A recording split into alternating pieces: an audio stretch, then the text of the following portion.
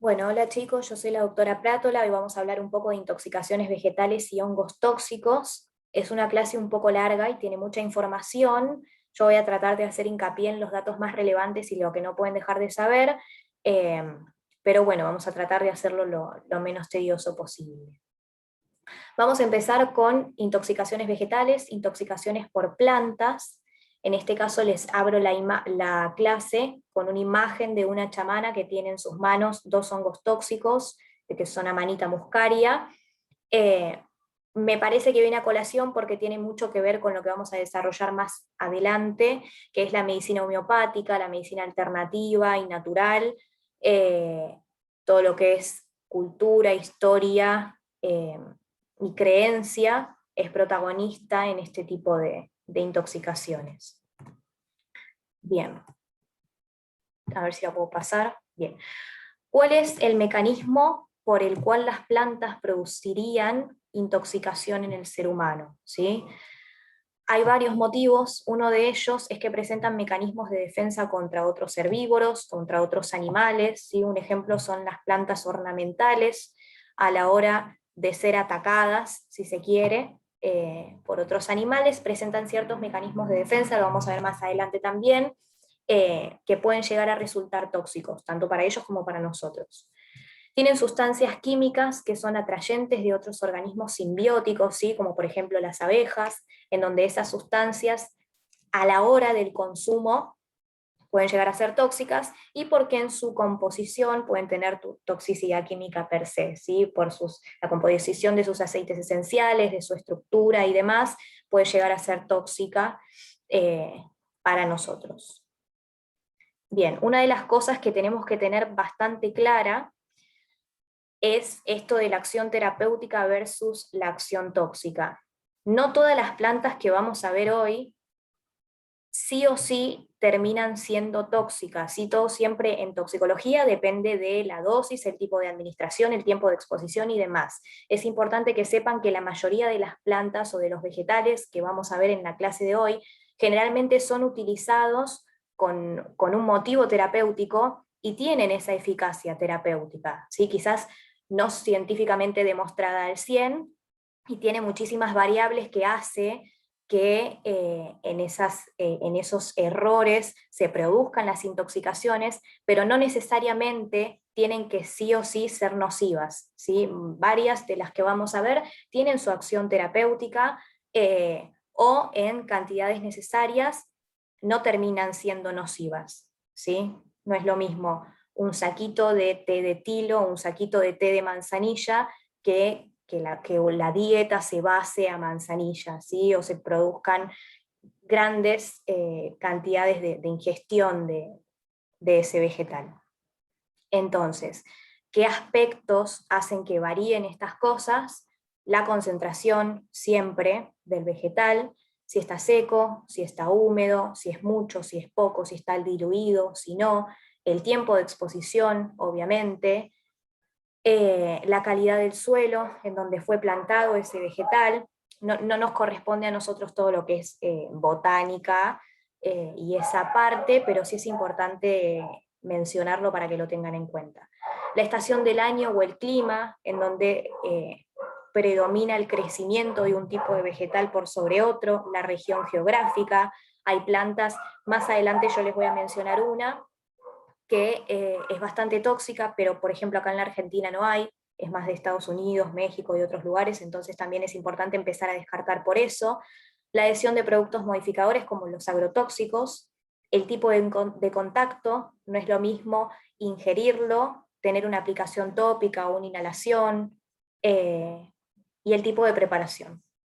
Y con el tipo de preparación vamos a hacer hincapié porque es relevante para lo que es la manifestación de la clínica.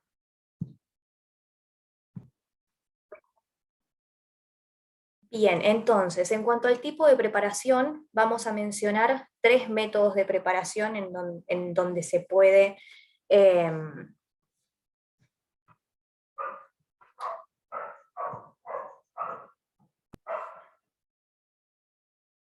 bien, en cuanto a los tipos de preparación, vamos a mencionar tres.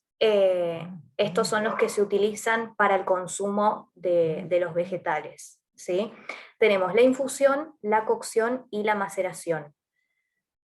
En la infusión es el famoso té, se coloca unos minutos en agua caliente sin llegar al hervor, ¿sí? Y no se produce la evaporación de los aceites esenciales de la planta. En la cocción lo que se hace es, ese agua se calienta progresivamente hasta superar los 100 grados centígrados. Esto es un dato importante, deben preguntarse por qué están estudiando esto, pero esto es un dato importante porque piensen que hay mayor desnaturalización proteica y eso va a hacer que se liberen en mayor cantidad los aceites esenciales que contiene ese vegetal. Y la maceración es sumergir el producto en un líquido determinado, eso se deja un tiempo estancado hasta que se produce la liberación de los químicos de ese vegetal y ahí en teoría se puede consumir, ¿sí? Entonces, de estos, tres tipos de preparación, la cocción es la más relevante porque es en donde se produce la mayor cantidad de liberación de aceites esenciales. A mayor cantidad de aceites esenciales, mayor composición, mayor cuantía, de agentes químicos de la planta, mayor toxicidad, mayor clínica. Por eso es una de las cosas que tienen que tener en cuenta a la hora de la anamnesis también. Cuando se consumió este vegetal, se hizo un té, lo hirvió, lo maceró, ¿sí? Como para tener una idea de qué es lo que se pueden esperar en la clínica también. Bueno, como les mencionaba en el principio de la clase, en este tipo de intoxicaciones pesa mucho todo lo que es la cultura y la historia, ¿sí? Generalmente hay un linaje, si se quiere, cultural y, y hereditario de generación en generación, en donde se utiliza este tipo de medicina alternativa para tratar ciertas afecciones, ¿sí? Que viene de la abuela o de la bisabuela y la tatarabuela, tomar el té, no sé, de eucalipto para afecciones respiratorias, ¿sí?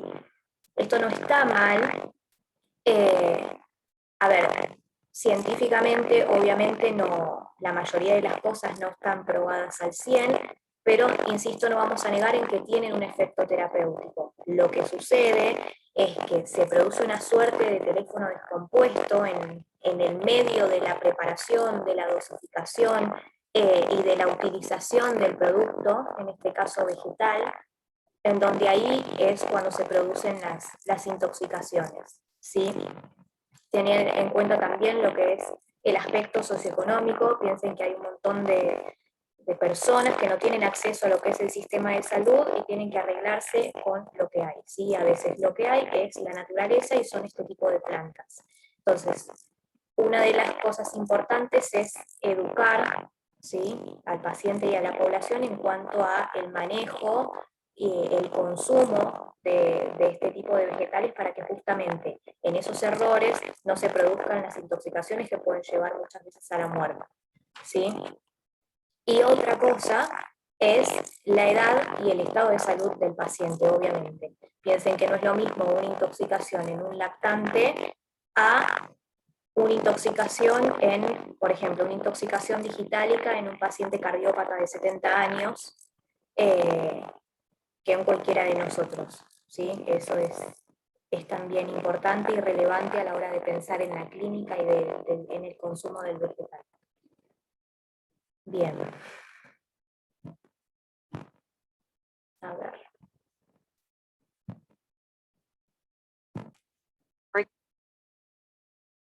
Otra cosa, no menos importante también a la hora de hablar de lo cultural, hay mucha creencia y mucha mitología en esto de usar ciertos vegetales como para modificar lo que es energías y malos espíritus. Piensen en el día de la Pachamama, que se utilizan maceraciones de ruda, lo vamos a ver más adelante igual, y otros vegetales que quizás se usan en sahumos o se queman y eso se puede llegar a inhalar, que no tienen tanto que ver con la utilización del vegetal para una afección patológica, sino para una cuestión más cultural y mitológica y de creencias.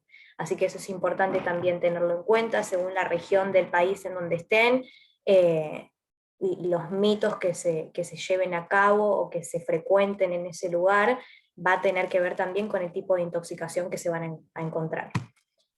Bien, acá les pongo una noticia para que vean que no están estudiando esto en vano, sino que pasa y es así, y la gente se muere, ¿sí? Un bebé murió intoxicado al tomar una mamadera con anís estrellado, ahora vamos a ver anís estrellado, es muy frecuente que lo administren para gastropatías en los bebés, pero insisto, son, son alteraciones en el tipo de dosificación, en la cuantía y demás.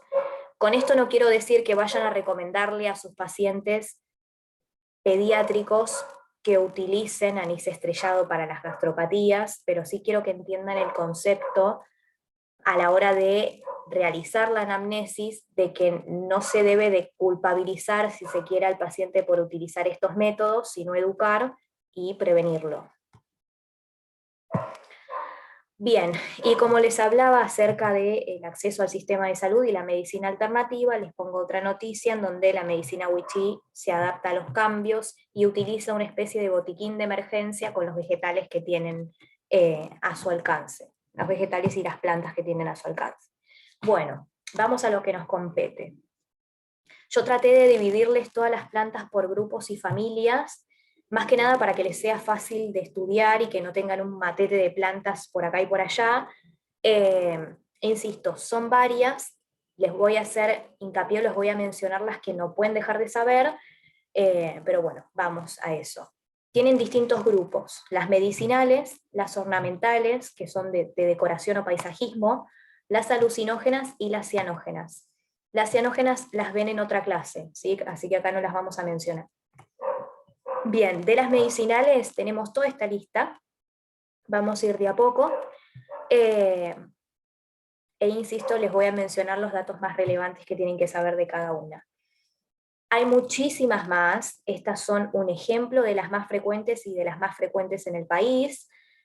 Podría haberla actualizado año a año, esta clase se actualiza y yo voy agregando alguna que otra cosa más. Agregué aditivos a marihuana, así que en este caso no le tocó a esta lista, pero posiblemente la amplíe porque cada vez son más las intoxicaciones que se ven por plantas. Bien, vamos con la primera, que es el paico. Van a ver que generalmente todas las diapositivas tienen la misma estructura para que les sea fácil de estudiar porque son muchos. En la región superior izquierda van a ver el nombre popular de la planta y al lado, entre paréntesis, el nombre en latín, que no es necesario que se lo sepan, pero sí que lo conozcan, ¿sí? Siempre les pongo sus usos, para qué lo usa la gente generalmente, cuál es el beneficio eh, que le atribuyen, el principio activo, el químico o lo que contiene el aceite esencial, por lo cual va a producir esa toxicidad, la clínica y el tratamiento. Generalmente, no digo en la totalidad, pero en la mayoría de la intoxicación, de las intoxicaciones, perdón, por plantas que vamos a ver, el tratamiento es sintomático. ¿Sí? A salvo de alguna que otras puntuales, en donde hay que hacer algo específico o hay que administrar algo específico, en general la mayoría tienen un tratamiento sintomático. Se puede llegar a hacer lavado gástrico dependiendo del vegetal, pero bueno, para que lo tengan en cuenta, ¿sí? Vamos a empezar con el paico entonces. El paico es esta planta que se ve en donde tiene las hojas bastante alargadas, espiculadas, de un color verde intenso. Tampoco es necesario que se sepan toda la botánica de todos los vegetales que vamos a ver, pero sí al menos que tengan en cuenta los más importantes, como este, por ejemplo, para que en el caso de que se lo lleven o le lleven una muestra a la clínica, lo puedan reconocer, ¿sí? El paico se utiliza en infusión, generalmente se puede consumir de varias formas, pero yo les pongo lo más frecuente de utilizar. En infusión recuerden que era utilizar como el té, no hervirlo, utilizar agua caliente en las hojas desecadas para regular el tránsito intestinal, como antiespasmódico, como antihelmíntico y como emenagogo. Emenagogo es que facilita la menstruación. Eh, Se utiliza mucho en los niños también, lo usan para regular el tránsito intestinal, le infieren esta capacidad. Uno de los principios activos que tiene, que es el más importante, por eso se los puse en rojo, es el salicilato de metilo, ¿sí? Ascaridol, por eso es ascaricida y antihelmíntico, entre otros, ¿sí? Lo más importante es el salicilato de metilo. ¿Por qué? Porque va a producir una intoxicación por salicilatos, ¿sí? Como la famosa intoxicación por aspirina que ustedes conocen. Entonces, ¿cuál va a ser la clínica? La clínica de una intoxicación por salicilatos, ¿sí? Gastroenteritis hemorrágica, vómitos, daño hepático, alteración del sistema nervioso central, acidosis metabólica. En este caso, les pongo una imagen de salicilato de metilo, no porque esta crema se haga con paico, sino para que lo puedan recordar y lo puedan asociar, ¿sí? ¿Cuál es el tratamiento? El mismo tratamiento de la intoxicación por aspirina. Hidratación, corregir el medio interno, protectores gástricos, anticonvulsivantes. Es importante que tengan en cuenta que el paico es o se tiene que considerar, perdón, mejor dicho, como diagnóstico diferencial de la acidosis metabólica con salicilemia baja.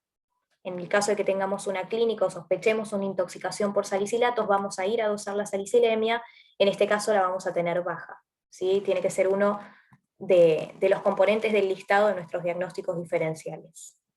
El paico es importante, ¿sí? Bien, anís estrellado, también es importante. Una de las cosas que tienen que recordar es la morfología de su fruto, ¿sí? Vean que la forma contiene una estrella de 8 puntas, ¿sí? Y en cada una de ellas hay una semilla. El anís estrellado se usa en infusión, ¿sí? También se hace en test, se usa mucho en pediatría también, para el meteorismo, para los gases, distensión abdominal, epigastralgias y como diurético, ¿sí? Contiene anetol, que este es uno de los principios que me va a producir la toxicidad, y saponinas. Las saponinas lo que hacen es saponificar las grasas, ¿sí? Por eso producen un cuadro gastrointestinal. Bien. En este caso les pongo una imagen, esto se utilizaba en los 80, se vendían mamaderas de anís estrellado, ¿sí? Para corregir este tipo de alteraciones gastrointestinales en los bebés, y ahí es en donde esto estaba permitido, y después obviamente se sacó del mercado, ahí es en donde se producían la mayor cantidad de intoxicaciones en los niños, en los bebés.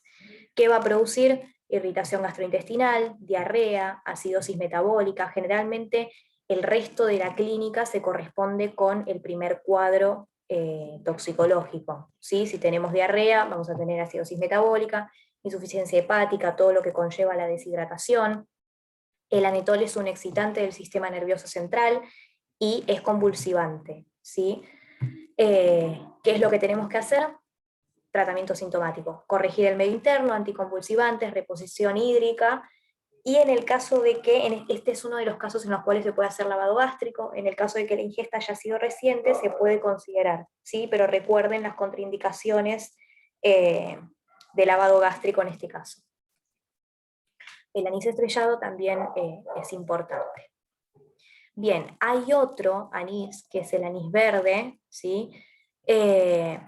Que es importante que lo puedan diferenciar también. Recuerden la forma y el color del anís estrellado y la del anís verde, porque sí se utiliza también en infusión con el mismo motivo, pero su efecto tóxico no es tal. Tiene anetol también, puede llegar a producir convulsiones y el tratamiento es sintomático. Pero bueno, es importante que sepan que el desenlace es peor con uno que con otro. Bueno, seguimos con la ruda, ¿sí? Es importante que conozcan a la ruda porque hasta el día de hoy se sigue utilizando muchísimo. Hay una tradición en donde se utiliza la ruda para consumo en maceración, que es el 1 de agosto, el día de la Pachamama. Mucha gente consume ruda macerada en caña para alejar los malos espíritus o las malas ondas y empezar el resto del año como limpio de toda esa cuestión, ¿sí? Se lo utiliza como parasiticida, puede ser abortivo, como, se lo utiliza como aclarador cutáneo, cuando en realidad vamos a ver que lo que produce son lesiones hiperpigmentadas, pero bueno, como antiagregante y emenagogo. Piensen que generalmente cuando uno menciona los usos o el motivo por el cual se lo ingiere, termina siendo una consecuencia después, ¿sí? Por ejemplo, si se lo utiliza como antiagregante, probablemente la persona termine con coagulopatías, ¿sí? Bien, los principios activos que contienen sus aceites esenciales son rutina, furocumarinas y graviolina. Yo les menciono al menos las más relevantes. Tienen un montón de sustancias químicas más, pero son las que nos van a producir la clínica de la intoxicación correspondiente a cada vegetal. En este caso, la rutina, por ejemplo, lo que hace es inhibir la agregación plaquetaria y tiene cierto efecto antiinflamatorio también, por eso se dice que es antiagregante. Y la graviolina lo que hace es tener un efecto aclarante o bronceador. ¿Por qué? Porque vamos a ver más adelante que terminan causando fitofotodermatosis, que es una alteración en la piel que produce lesiones hiperpigmentadas. Las forocumarinas, las cumarinas, una vez que fermentan en todo este macerado, terminan por producir dicumarol, y el dicumarol es un anticoagulante también, ¿sí? Así que es un poco de la clínica que nos vamos a encontrar con este tipo de intoxicación. Bien, ahí les pongo una imagen en donde ven el macerado de caña con ruda. Este año, bueno, la clase esta se da después del 1 de agosto, en el caso de la segunda rotación, pero este año vi un montón de gente y me llovieron las historias de Instagram en donde compraban incluso porque se vende los macerados de ruda con caña. Bien.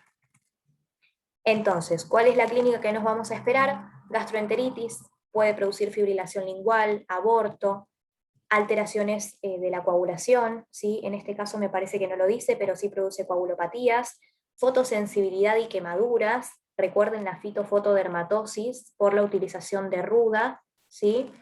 Y en este caso el tratamiento, como ya veníamos hablando, es sintomático. Bien. Lo que les quería aclarar es que no necesariamente la aplicación de la ruda tiene que ser tópica para que se produzcan estas lesiones. Con el consumo se pueden llegar a producir. Bien, vamos con otra que es yerba de pollo. Tienen que haber escuchado acerca de la yerba de pollo, de hecho les puse uno de los expendidos por los cuales se puede comprar en cualquier dietética, ¿sí? Se lo utiliza como diurético y como febrífugo. Y una de las cosas que puede producir es toda la clínica de deshidratación, ¿sí? Por su efecto diurético. Además, en sus principios activos contiene alcanfor, y vamos a ver más adelante que el alcanfor es altamente convulsivante, ¿sí? Me voy a quedar sin batería. Muchas de las plantas, de los vegetales que yo les estoy mencionando, están en el libro también, ¿sí? O pueden buscar información más detallada si les interesa acerca de ellas. Les quería mencionar eso para que tengan en cuenta de dónde pueden ampliar un poco la lectura. Bueno, vamos con el eucalipto. El eucalipto generalmente se utiliza en infusiones o vapores como descongestivo o expectorante. Mucha gente lo que hace también es colocar ramas secas en la ducha y aspirar los vagos de esta planta. También se utiliza como decoración, ahora se usa mucho en sahumos. En los sahumos lo que se hace es producir un atado de ciertas hojas secas, eso se prende y la gente lo utiliza para defumar el ambiente, como toda esta cuestión que yo les comentaba mitológica y de creencia para limpiar el lugar y demás. Bueno, una de las cosas que puede producir el eucalipto es obstrucción bronquial si se utiliza en demasía, irritación gastrointestinal y estimulación del sistema nervioso central. ¿sí? Contiene eucaliptol, que es un componente excitatorio del sistema nervioso central. El tratamiento, como siempre hasta ahora, es sintomático. Bien, vamos con el ajo.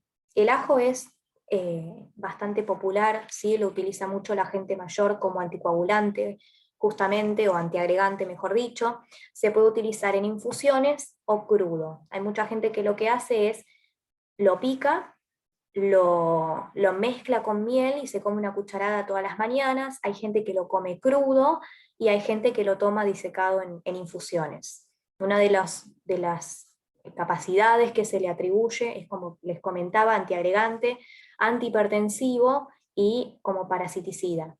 ¿Sí? Una de las cosas que he escuchado también es que se pone generalmente en los niños que tienen infecciones parasitarias, se pone un diente de ajo en el ano, ¿sí? Esperando que tenga un efecto antiparasitario. Dudo mucho de la eficacia de ese método, pero bueno, es una de las cosas que se puede usar también. El ajo tiene una particularidad, y es que cuando está crudo y se lo corta, se produce la liberación de alicina, ¿sí? Que ahora vamos a ver qué es lo que hace. Y en cambio, cuando se cocina, libera otro principio activo, que es la adenosina y el AjoN, ¿sí? La adenosina y el AjoN son los que tienen esta capacidad antiagregante. El ajo, en sus dientes, al estar cubiertos, contiene una enzima, contiene un componente que se llama aliina. Una vez que se lo corta, ahora sí, la cubierta del ajo contiene una enzima, que es la linasa, que convierte la alina en alicina. Esto no es 100% necesario que lo sepan, pero sí es importante que sepan que una vez que se corta el ajo, se produce esa reacción química y obtenemos alicina, que es la que tiene este supuesto efecto benéfico de ser hipoglucémico, hipolipemiante, antiagregante y antihipertensivo. Bien. Piensen siempre en, como yo les mencionaba, que los usos a los cuales se le atribuyen los efectos benéficos a estas plantas terminan siendo después las consecuencias tóxicas, ¿sí? ¿Cuál es la clínica que nos vamos a encontrar en este tipo de intoxicación? Irritación gastrointestinal. Si es antihipertensivo, si lo consumimos en exceso, vamos a tener hipotensión arterial, coagulopatías y todo un cuadro de irritación gástrica.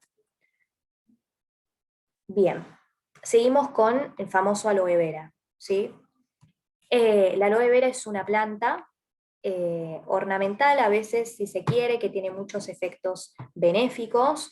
De hecho, diría que tiene más efectos benéficos que efectos tóxicos. Es una suculenta que lo que hace es acumular agua en sus hojas, por eso son tan gorditas, porque están llenas de agua, ¿sí? Y se utiliza ampliamente. Se utilizan dos componentes de la aloe vera, el gel y el acíbar. El gel se encuentra en el centro de las hojas, ¿sí? Se lo usa como cosmético, como descongestivo, hidratante dérmico, cicatrizante, ¿sí? Tiene un montón de efectos que se le atribuyen a este gel. Y el acíbar es colagogo, laxante, antibacteriano y anticoagulante. El principio activo principal, valga la redundancia, es la aloína, ¿sí? La aloína tiene la particularidad de aumentar el peristaltismo, por lo tanto, si se consume en exceso, nos va a producir diarrea. ¿Sí? Hay mucha gente que lo que hace es licuar el aloe vera y tomarlo en el desayuno, incluso se venden preparados, ahora vamos a ver, concentrados de aloe vera. Bien, entonces, recuerden que el gel es lo que se encuentra dentro de las hojas y el acíbar es esa especie de líquido que derrama la hoja una vez que es cortada, ¿sí? ¿Cuál es la clínica entonces? Pérdida del balance electrolítico, diarrea, al aumentar el peristaltismo también se impide la reabsorción de agua, por lo tanto va a haber deshidratación y coagulopatía. Bien, vamos a seguir con el tilo, ¿sí? Insisto, cuando hablamos de este tipo de intoxicaciones siempre depende del tipo de preparación y de la cuantía. No me estoy refiriendo al hablar de etilo en una intoxicación por tomar un té de etilo. ¿Sí? Eso es importante que se sepa. Bueno, se suelen usar las flores desecadas, ¿sí? En infusión como tranquilizante o somnífero. El principio activo más importante es el ácido fenólico, que tiene una cierta similitud estructural con todo lo que son neurodepresores, ¿sí? Produce sedación, hipotonía muscular, somnolencia, confusión. Piensa en este tipo de intoxicación más que nada en lactantes, ¿sí? Puede llegar a producir depresión del sensorio y todo lo que implique somnolencia, disminución de la succión, rechazo al alimento. Bien. La manzanilla es bastante parecida, ¿sí? Se utiliza en infusiones. Uno de los motivos por los cuales se utiliza es para molestias gastrointestinales, sin embargo, tiene un efecto neurodepresor también. Contiene cumarinas, como lo vimos anteriormente, por lo tanto van a alterar en cierta forma la coagulación, ¿sí? Pueden llegar a producir deterioro del sensorio, somnolencia y a veces dermatitis de contacto. Bien. Alcanforero. El alcanfor es uno de los componentes que contiene la famosa pomada china, ¿sí? Que se utiliza como descongestivo, miorrelajante, y para las cefaleas. Se utiliza en ceras, generalmente su utilización es tópica, ¿sí? Se aplica este serum en la piel y así se produce su absorción, y genera una sensación de enfriamiento, anestésico local, antiinflamatorio, como yo les contaba, eh, para despejar la vía respiratoria, para las cefaleas y demás. El principio activo es el alcanfor, y les había mencionado anteriormente que el alcanfor es altamente convulsivante, ¿sí? Una de las particularidades es que se absorbe muy rápido y tiene un periodo de latencia muy corto, por lo tanto la intoxicación va a ser bastante aguda. Tiene dosis tóxica, ¿sí? Y es hasta 5 gramos. Una vez que se ingieren 5 gramos de alcanfor, podemos llegar a producir cuadros letales. Bien, es convulsivante, narcótico, irritante, en pequeñas dosis puede llegar a ser sedante. La principal utilización es tópica, pero también se puede consumir en infusiones. Y el tratamiento, como siempre hasta ahora, es sintomático. Bien, no nos queda mucho, ¿sí? Vamos a ver ahora el palán-palán. Esta planta generalmente se suele ver, o al menos yo siempre digo que la suelo ver al costado de las vías del tren. Tiene una flor muy característica, alargada, de color amarillo, naranja y algunas violetas, ¿sí? Se usa hervida para madurar forúnculos o como, antihemorroidal, perdón. Se le atribuyen propiedades antiinflamatorias y antibacterianas, pero uno de sus componentes es la nicotina, ¿sí? Entonces, todo lo que va a generar es un síndrome colinérgico. Otra de las cosas que tiene es anabacina, que produce un bloqueo despolarizante, ¿sí? Entonces, la clínica, piensa en la clínica de un toxíndrome colinérgico, ¿sí? Fasciculaciones, debilidad muscular, parálisis, taquicardia, hipertensión arterial. Bien. En algunas plantas que son un poco más específicas o que tienen una botánica un poco más característica, estaría bueno que las puedan memorizar o recordar, ¿sí? Por lo que hablábamos antes de que el paciente puede llegar a traer una foto, un pedazo de la planta o la puede referir y uno así lo puede identificar.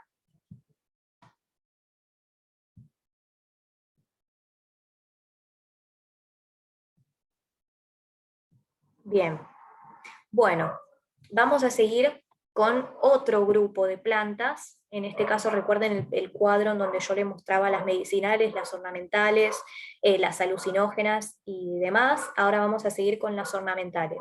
Son plantas que generalmente se usan en el interior del hogar, en el paisajismo o como decoración, ¿sí? Yo se las agrupé en familias con el nombre en latín de cada una de ellas.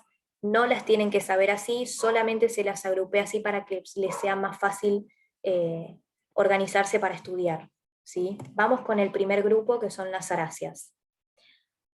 Están muy de moda últimamente estas plantas para usarlas en el interior del hogar, ¿sí? Suelen ser bastante tóxicas, principalmente en animales, porque no creo que uno vaya a morder una oreja de elefante, pero bueno, tengan en cuenta que también se pueden producir intoxicaciones en pediátricos por esto, ¿sí? La particularidad de estas plantas, de la cala, el potus, la costilla de Adán, oreja de elefante, sansevieria, philodendron, hay un montón que se utilizan ahora. De hecho, yo tengo atrás en mi casa dos de ellas. eh, Producen lo siguiente. Estas plantas contienen cristales de rafidio, ¿sí?, en su salvia, junto con oxalato de calcio. Y lo que va a producir mediante dos mecanismos es alterar todo lo que es la mucosa, ¿sí? Estos cristales están compuestos por oxalato de calcio y se hallan en células especializadas de la planta. Generalmente cuando se produce la masticación de las hojas, los cristales producen pequeñas microincisiones en la mucosa, penetra el ácido oxálico y además se produce la liberación de agentes vasodilatadores que producen una reacción inflamatoria. Entonces, por un lado tenemos los cristales que producen esas microlesiones, que ya de por sí eso es doloroso, y a eso le agregamos la liberación de ácido oxálico que se introduce en la mucosa y junto con otros componentes produce todo este cuadro inflamatorio. ¿Qué nos vamos a encontrar? Cialorrea, edema de mucosas, dolor, náuseas, vómitos, irritación gastrointestinal, dermatitis de contacto, porque eso también sucede en la piel, ¿sí? El tratamiento en este caso es sintomático y no suele ser de mucha gravedad. Bien, si se encuentran con un paciente que les refiere lesiones cutáneas y se encuentran con todo lo que es la mucosa yugal eritematosa, con cialorrea, babeo e inflamación, y tiene el antecedente de haber estado manipulando un tipo de planta como esta, ya saben qué es y qué pueden hacer.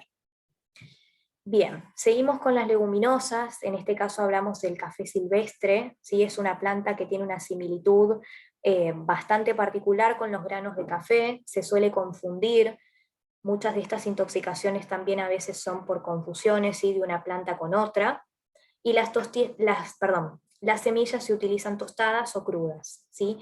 Es una de las que se introduce también en el preparado de ayahuasca, ¿sí? Lo que tiene son lisergamidas.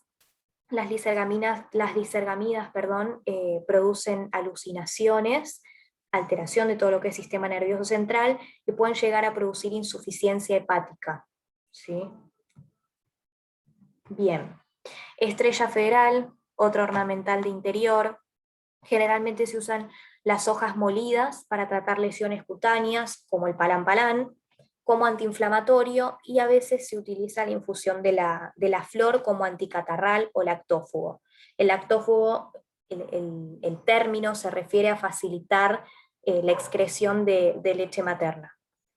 Uno de sus principios activos es la euforbina en el látex de las hojas, por eso es importante que sean molidas las hojas para que pueda liberar este principio activo, pero tiene un efecto cáustico sobre las mucosas, ¿sí? Entonces va a producir irritación, náuseas, vómitos, hipersensibilidad, edema, eritema, dolor. Es una de las plantas en las cuales podemos utilizar descontaminación, ¿sí? Bien, ricino. El ricino es importante, ¿sí?, porque tiene dosis letal y es bastante frecuente de encontrar en cualquier lado. Bien, generalmente se suele producir la ingestión de las semillas o del aceite, ¿sí? Las semillas son muy llamativas, por eso les pongo una imagen, son muy llamativas para los chicos, se pueden confundir con cuentas a veces. Sus principios activos son altamente tóxicos, contienen ricina y albúmina tóxica, ¿sí? ¿Qué va a hacer esta planta? Todo. Bien, produce citólisis, ya con eso les estoy diciendo demasiado, inhibe la síntesis de proteínas, hemoaglutinación, hemorragias, hipotensión, shock, convulsiones, insuficiencia multiorgánica, acá dice insuficiencia hepática y renal, pero piensen desde el comienzo de la clínica y el final del desenlace, ¿sí? Tenemos dosis letal no solo dosis tóxica, sino dosis letal, que es 1 miligramo kilogramo. Para los niños son 3 semillas, con 3 semillas de estas un niño se puede morir, y 8 en los adultos. Insisto, cuando ustedes ven este tipo de plantas y este tipo de intoxicación, pueden llegar a pensar quién se va a intoxicar comiéndose 8 semillas de ricino, pero bueno, piensen en los errores del cultivo, la recolección, mucho en los pediátricos y en los animales también. Se puede usar medidas de rescate, si es que llegamos a tiempo, y bueno, el control del resto de la clínica. Bien. Vamos a continuar con la cicuta. ¿Sí? La cicuta es una planta muy parecida al perejil, otra de las plantas en las cuales se pueden generar confusiones a la hora de la recolección. ¿Cómo lo diferenciamos? Por el tallo hueco y las manchas marrones. ¿Sí? La cicuta tiene el tallo hueco y tiene manchas marrones, por eso les pongo esta imagen acá, a ver si lo puedo mencionar, si lo puedo tocar con el cursor. Tiene estas manchitas y cuando uno lo corta, el tallo es hueco. En el caso de que sea perejil, no es así. Es muy sutil la diferencia, por eso se producen intoxicaciones por cicuta también. Los principios activos son alcaloides con INA, que lo que van a producir es un cicutismo, un cuadro simil-curare, ¿sí? Bloqueo neuromuscular no despolarizante. Salivación, midriasis, taquicardia, una finalización del cuadro con bradicardia, parálisis de los músculos respiratorios y eventualmente la muerte. También si llegamos a tiempo se pueden utilizar medidas de rescate y todo el control de la clínica adyacente.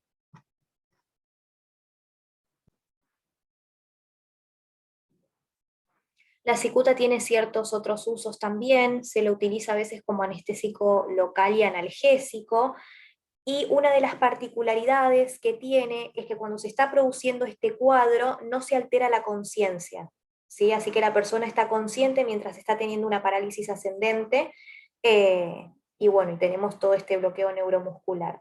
Otra característica importante también es que suele tener un olor muy característico, y ese olor se dice a pis de rata, ¿sí? A orina de rata. Bien, seguimos. Digital, ¿sí? Digitalis purpurea. Es una planta bastante característica a la hora de analizar su botánica también. Tiene una flor en forma de dedo de guante, se dice, de este color violeta con estas manchas. Generalmente se usan las hojas desecadas en infusión como cardiotónico, o hasta incluso se ha visto intoxicaciones por la inhalación del humo de las quemas de estas plantas, ¿sí? La intoxicación por digitalis purpurea produce una intoxicación digitálica, ¿sí? Así que si lo tenemos que ver en un electro, vamos a ver la famosa cubeta digitálica por intoxicación por digitales. Es cardiotóxico y puede llegar a producir la muerte en 24 horas. Se puede descontaminar y vamos a administrar potasio y antiarrítmicos para revertir este cuadro.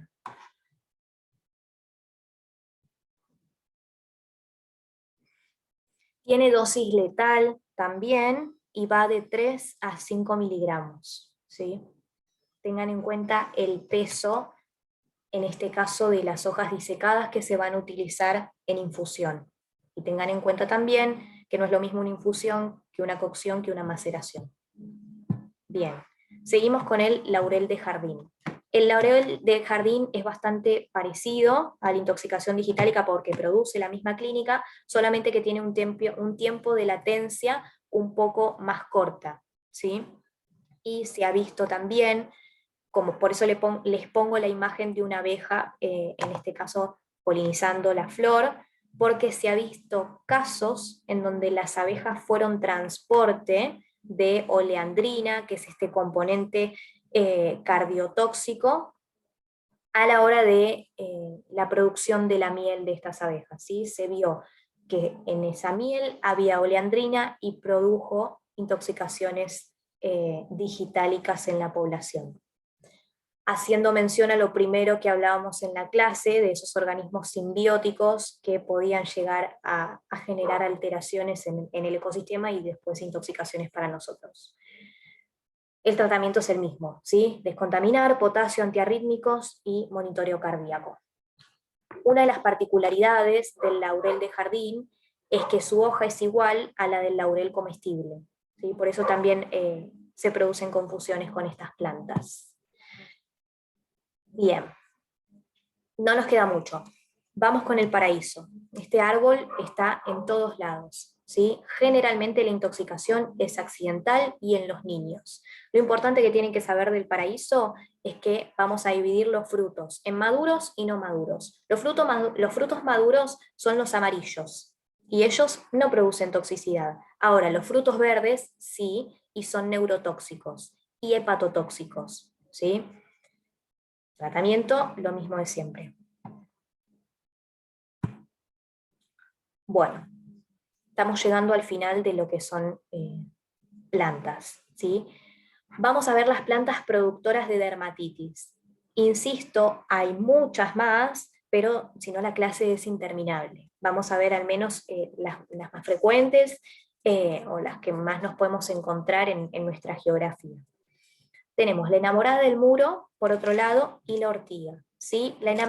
Tanto la enamorada del muro como la ortiga producen la famosa fitofotodermatosis que nos producía la ruda. ¿Sí? Pero ¿qué pasa? Para que se produzca esta lesión tenemos que combinar tres cosas. El contacto de la salvia de la planta con la piel, que haya sol y que la piel esté mojada. ¿Sí?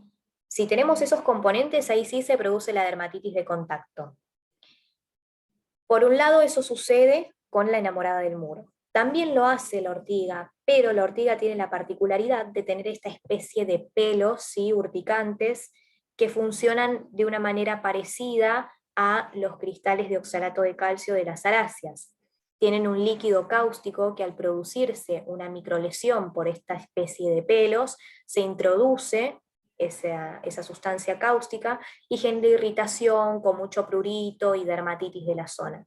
¿Qué es lo que vamos a hacer? Un tratamiento sintomático con antihistamínicos si hay mucho prurito y corticoides tópicos si tenemos mucha inflamación de la piel. Bien, las alucinógenas en este caso no las vamos a desarrollar demasiado, pero sí les voy a mencionar a estas tres, ¿sí? En realidad no son tres porque la ayahuasca es un preparado con muchas otras, con muchos otros vegetales tóxicos y alucinógenos. Hay muchísimos vegetales alucinógenos. Quizás se amplíe un poco más en la cursada y les deje algún texto o alguna actividad. Pero bueno, los que más destacan son el floripondio y el chamico. ¿Sí?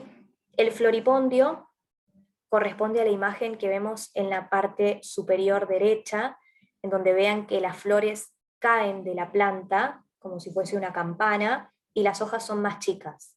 El chamico es muy parecido, pero sus hojas son muchísimo más grandes y las flores no caen. Estas plantas se utilizan, bueno, como les estoy mencionando, como alucinógenos, y lo que se usa es la flor en infusión, ¿sí? La flor seca o fresca en infusión. Hay personas que también pueden llegar a fumar la flor disecada, pero bueno, principalmente ese es el efecto que tiene. Pueden llegar a ser neurotóxicos, a generar deshidratación y alteración gastrointestinal. Y a la ayahuasca vamos a ampliarlo en otro momento, pero contiene varios de estos vegetales alucinógenos. ¿Sí? Es un preparado, para quien no lo sepa o quien no lo conoce, es un preparado que tiene mucha cultura y mucho chamanismo detrás de su consumo, y bueno, produce intoxicaciones con alteraciones neurológicas importantes.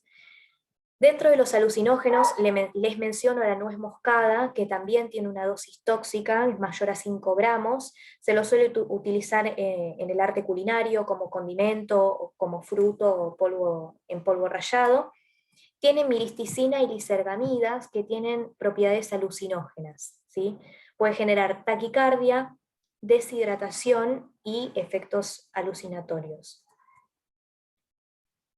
Bien, Lo que les traje en esta oportunidad, que no estaba antes en la clase esto, son ciertos aditivos que se le suelen agregar a los cigarrillos de tabaco, pero principalmente a los cigarrillos de marihuana, ¿sí? Como para potenciar el efecto o para redirigir el efecto de la marihuana hacia algo más alucinógeno o hacia algo más sedativo o hacia algo más excitatorio o con aumento de la libido, ¿sí? Hay muchas más. Siempre les repito lo mismo porque es inmensa la cantidad de combinaciones y de vegetales que la gente consume, pero bueno, yo les traje los que más me llamaron la atención o los más frecuentados, ¿sí?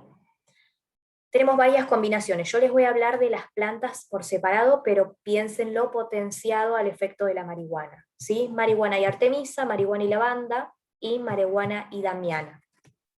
Bien, artemisa. La artemisa es una planta que se utilizaba, tengo entendido que ya no se usa más, pero bueno, en algún que otro lugar se debe seguir consumiendo, para todo lo que es el arte culinario también, ¿sí? Se usaban las hojas picadas o en polvo, las hojas y los capullos, como para saborizar las carnes, los pescados, las grasas. También se lo ha utilizado como para darle sabor a las cervezas en Japón y Corea, y se lo ha utilizado también eh, en sahumos, ¿sí? En la inhalación de sus humos en la medicina tradicional china, eh, como hipnótico sedante. Uno de sus principios activos, tiene un montón, pero uno de los más importantes es la tujona, ¿sí? Y en base a la tujona sí tenemos un montón de estudios clínicos y científicos que avalan su toxicidad, uno de los motivos por los cuales esta planta se dejó de utilizar en la cocina, ¿sí? La tujona es altamente tóxica, ahora vamos a desarrollarlo un poco más. Una de las cosas que produce es taquicardia, deshidratación, miosis, efecto alucinatorio también. Se lo utiliza, o una de las cosas que se le atribuyen es un efecto antiparasitario, broncodilatador y anticoagulante, y neuroestimulante, ¿sí? Una de las cosas que va a producir es inhibición de los receptores GABA, ¿sí? La tujona tiene dos isómeros, el isómero alfa es el más importante y el más potente, que es quien inhibe los receptores GABA. Otra de las cosas que produce también es hepatotoxicidad y este efecto cumarínico como anticoagulante. Hay estudios hechos en animales en donde se dice que una cantidad mayor a 60 miligramos es mortal en el 100% de la población en estudio de esas especies, ¿sí? Se estimó cierto porcentaje de consumo de 80 miligramos en una persona de 80 kilos en los humanos, pero bueno, no hay estudios obviamente. Y se dice también que las benzodiazepinas reducirían ese efecto nocivo. Esta era una de las plantas que se adicionaban o incluso se adicionan al día de hoy a los cigarrillos de marihuana.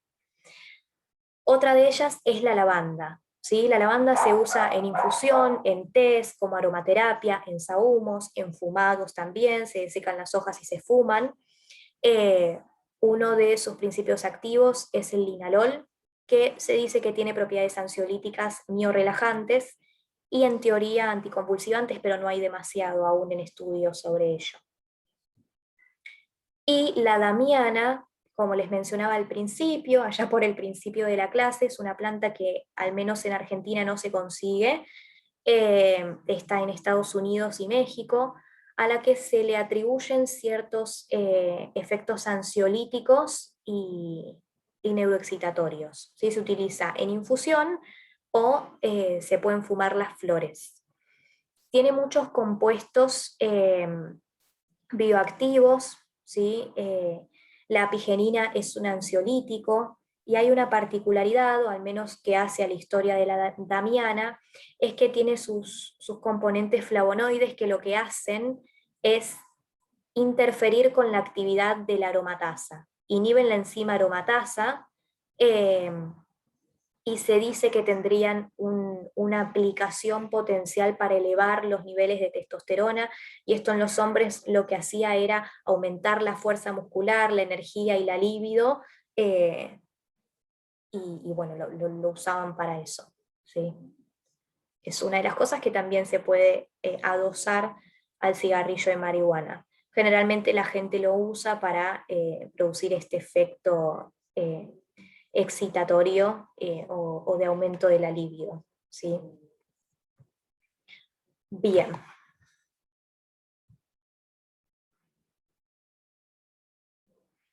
Bien, vamos a hablar un poquito de lo que es el uso del aceite de cannabis, ¿sí? Y sus aplicaciones médicas, eh, y una distinción que es bastante importante que tengan en cuenta. Cuando hablamos de cannabis, hablamos de dos sustancias, ¿sí? El famoso THC, tetrahidrocannabidiol.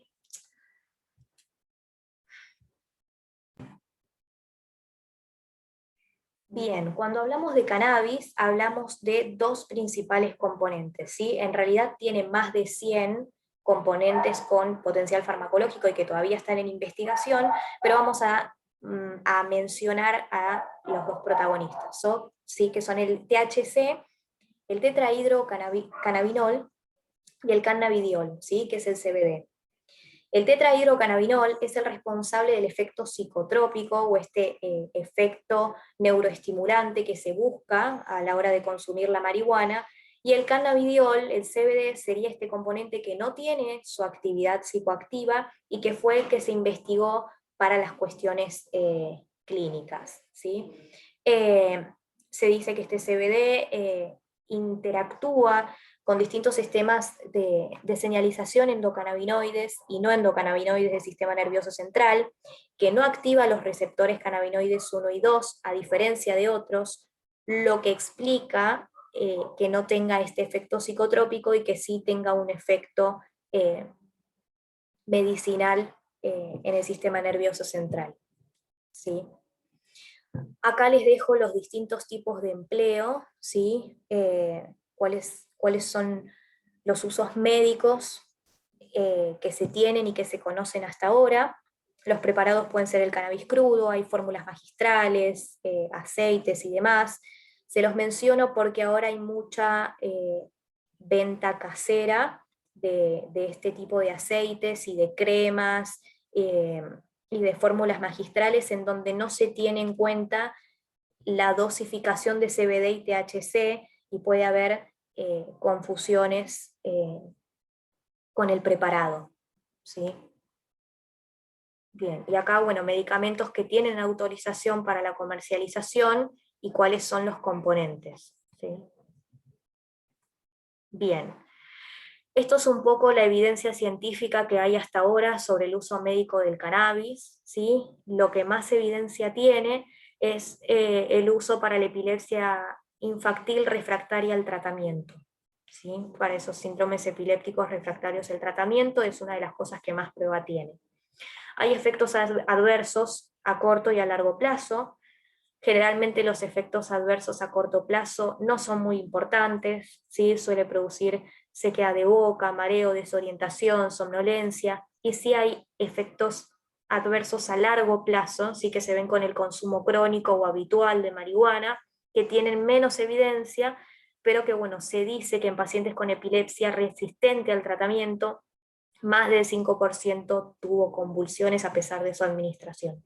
Sí, puede producir cefalea, cansancio, mareos. Hay ciertos estudios que tipifican este tipo de efectos.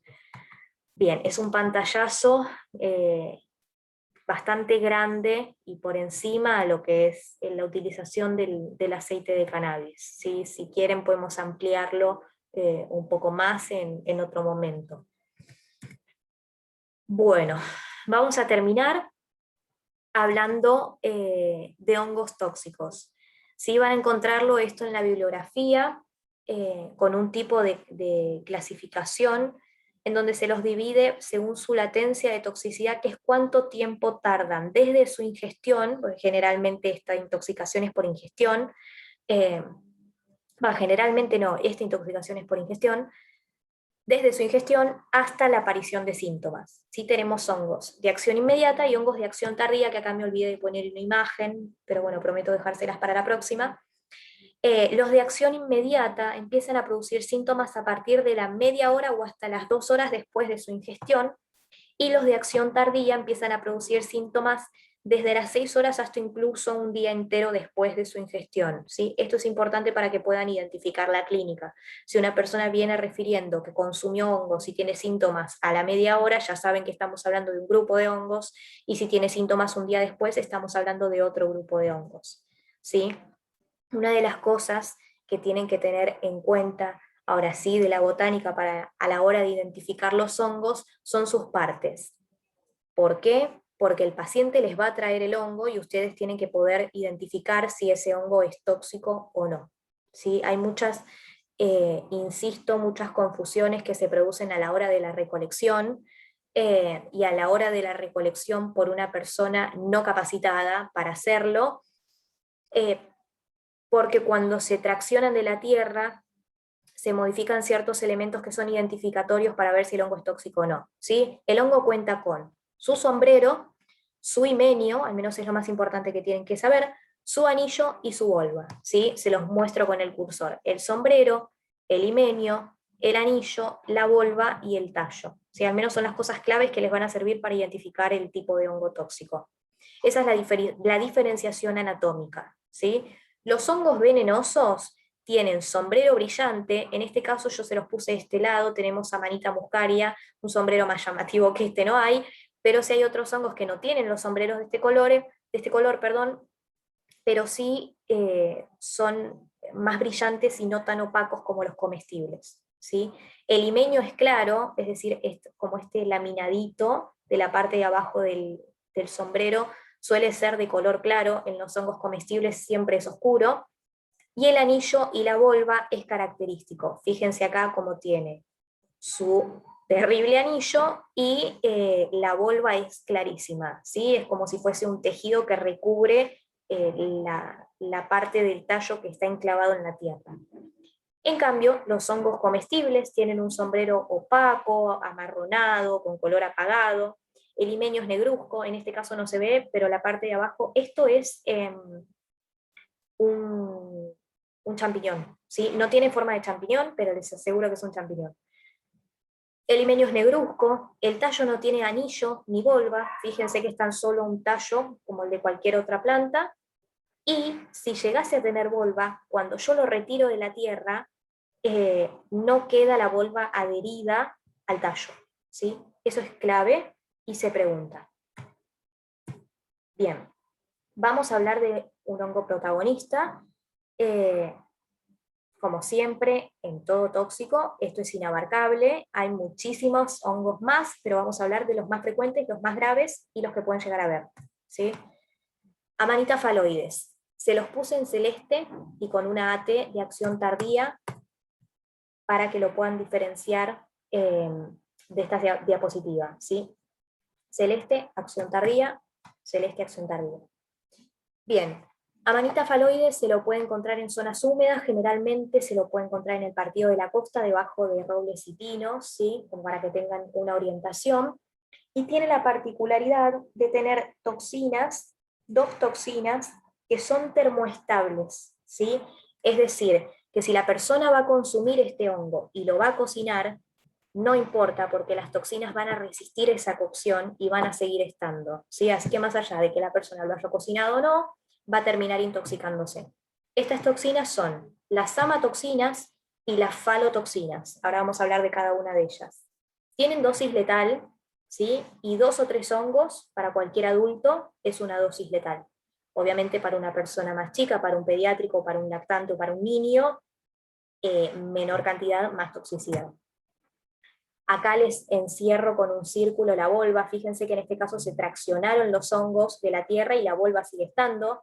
El sombrero, si bien no es súper llamativo, no es opaco, es bastante brillante, el anillo está en todos, fíjense.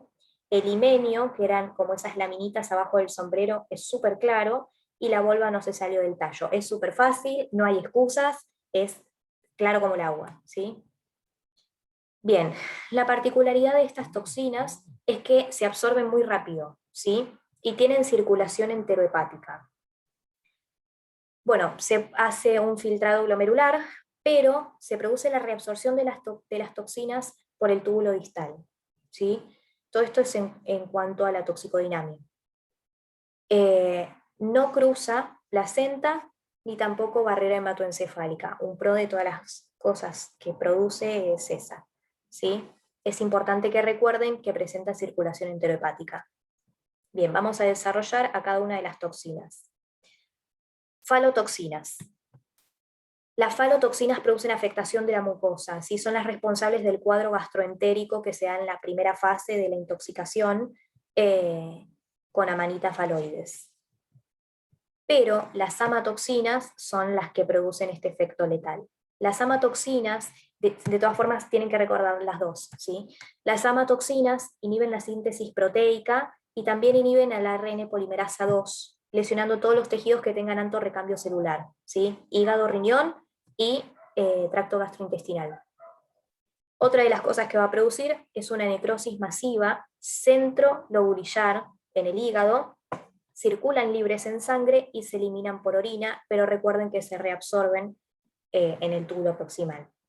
Generalmente la lesión renal en este caso suele ser por hipovolemia. Bien. Cuadro gastrointestinal, diarrea, deshidratación, hipovolemia. La particularidad de amanita es que tiene 3 periodos en su clínica, ¿sí? Que son bastante claros y por eso es no fácil, pero inconfundible la identificación del consumo de este hongo. Un periodo gastroentérico, en donde va a empezar un cuadro gastrointestinal con vómitos y diarrea, la diarrea es coleriforme, ¿sí? Que sea en 24-48 horas. Acá es donde puede haber riesgo de deshidratación y shock, ¿sí? Este cuadro cede en 24-48 horas. Es seguido de un periodo asintomático, ¿sí? De acalma, menciona el libro, posterior al anterior, en donde tenemos otras 24-48 horas de una aparente mejoría donde el paciente está asintomático.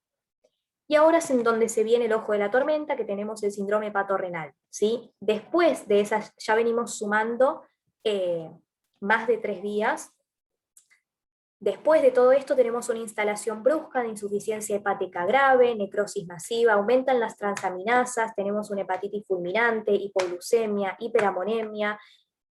Siempre cuando, a modo de resumen, cuando yo les menciono hipoglucemia, hiperamonemia, piensen todas las consecuencias en los demás órganos que eso produce, ¿sí? Alteración del sistema nervioso central, coagulopatía, coma hepático, falla renal y eventualmente la muerte. El diagnóstico es clínico, pero tenemos un diagnóstico de certeza, que es la detección de amatoxina por radioinmunoanálisis en la orina, ¿sí? Ese es el diagnóstico de certeza. Siempre tengan en cuenta los hospitales referentes a los cuales pueden acudir para pedir los antídotos y los estudios de este tipo de intoxicaciones. Una de las cosas que podemos hacer es hemodiálisis para prevenir la necrosis hepática, una sonda nasogástrica y carbón activado seriado, por eso les hacía hincapié en lo de la circulación enterohepática de las toxinas, y se puede utilizar silibilina endovenosa o penicilina sódica como para evitar la lesión hepática. Pero si tenemos que ponerlo en porcentajes, un 80% de las personas que se intoxican con amanita no salen, ¿sí? Bien, vamos a mencionar un poco el resto de los hongos con los que nos podemos encontrar en toxicología, ¿sí? Están divididos generalmente por el cuadro, en el libro por el cuadro de intoxicación que producen, los giromitas, los muscarínicos y los irritantes. No es necesario que se sepan esto al 100, pero sí que los conozcan y que los puedan identificar, ¿sí? Dentro del grupo giromita tenemos morillas y verpes, lo que hacen es contener ciertas proteínas y ciertas enzimas que causan hemólisis y daño hepatorrenal, ¿sí? Las giromitas tienen hidrazonas o giromitinas, que hacen esto. Un poco como veníamos hablando de las plantas, son componentes en la estructura del hongo que generan hemólisis y daño hepatorrenal. Los muscarínicos, en este caso tenemos a Clitocibe y Omphalotus, producen un cuadro parasimpático mimético, estimulan las fibras postganglionares colinérgicas por contener esta muscarina, ¿sí? Van a producir un cuadro muscarínico. Y los irritantes generan más que nada un cuadro de gastroenteritis aguda, no suele ser muy importante. Tenemos a entoloma y tricoloma, que fíjense justamente las características de toxicidad a la hora de la anatomía de los hongos que vimos, que es bastante correspondiente. Vamos a mencionar a dos hongos alucinógenos, ¿sí? Tenemos a Amanita muscaria y a Psilocybes, ¿sí? Amanita muscaria es súper característico, contiene derivados psicoactivos del isoxazol, que lo que hacen es producir una excitación psicomotriz en el sistema nervioso central, y mucimol, que presenta una acción símil-GABA en receptores postsinápticos. Son altamente alucinógenos, hay mucha cultura, mucha historia, mucho chamanismo atrás de estos hongos, que bueno, producen excitación en el sistema nervioso central y pueden producir cuadros tóxicos de este tipo. Y por otro lado tenemos a psilocibes, que contienen psilocibina y psilocina, en donde los síntomas aparecen a la media hora de ingeridos y ceden a las 6 horas. Estos son los famosos hongos alucinógenos que se consumen en Europa, ¿sí? Producen midriasis, visión borrosa, hipertensión, taquicardia, agitación, muy parecido a todo lo que es ácido lisérgico, ¿sí? Y éxtasis, alucinaciones sensoriales. En este caso puede haber hipotermia, convulsiones, coma, se pueden utilizar medidas de descontaminación y tratamiento sintomático, pero bueno, tengan en cuenta que estos dos tipos de hongos son alucinógenos y pueden terminar siendo bastante tóxicos, ¿sí? No son para consumo eh, ni para arte culinario ni nada por el estilo. Bueno, al final les dejo unas actividades, son súper simples, ¿sí? Si tienen alguna duda, saben siempre que la pueden preguntar por Facebook o les facilito mi mail, o lo podemos charlar. Tienen bastante información en el libro, esa es la bibliografía que utilicé. Así que bueno, estamos en contacto. Recuerden las que mencionamos como más importante, los conceptos que tienen que tener en cuenta acerca de esta clase. No es necesario que sepan absolutamente toda la taxonomía, ni la botánica, ni la geografía de este tipo de vegetales, pero sí lo que mencionamos en lo que hicimos hincapié. ¿Sí? Bueno, gracias por el tiempo y bueno, cualquier cosa estamos en contacto.